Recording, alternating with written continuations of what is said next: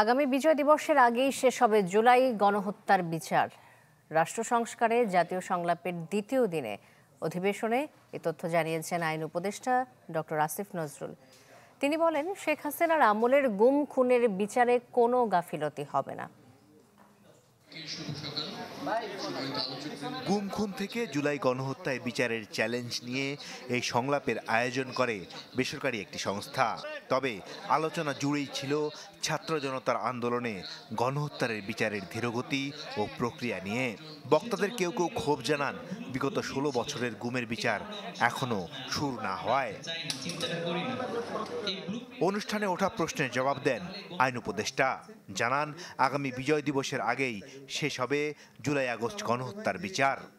বছর শেষের খুশি নগদে হবে বেশি। নগদ পেমেন্টে নির্দিষ্ট ক্যাটাগরির কেনাকাটায় ৩০০ টাকা পর্যন্ত ক্যাশব্যাক। আমাদের জুলাই গণঅভ্যুত্থানে অন্তত ৩টা বড় লক্ষ্য আছে।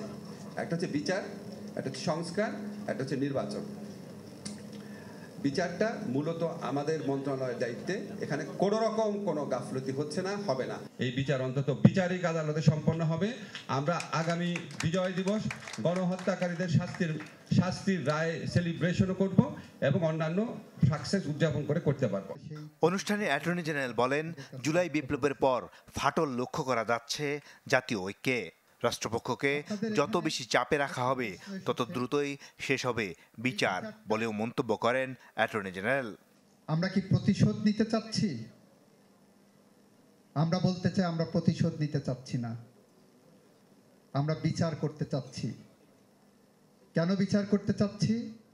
আগামী প্রজন্মকে ইতিহাসের একটি দায় থেকে মুক্ত করতে চাচ্ছি। আন্তর্জাতিক অপরাধ ট্রাইব্যুনালের চিফ প্রসিকিউটর তাজুল ইসলাম বলেন, ১ বছরের মধ্যে শেষ হবে বিচার। তবে মূল ফোকাস থাকবে গুম ও মানবতা বিরোধী অপরাধের বিচারে।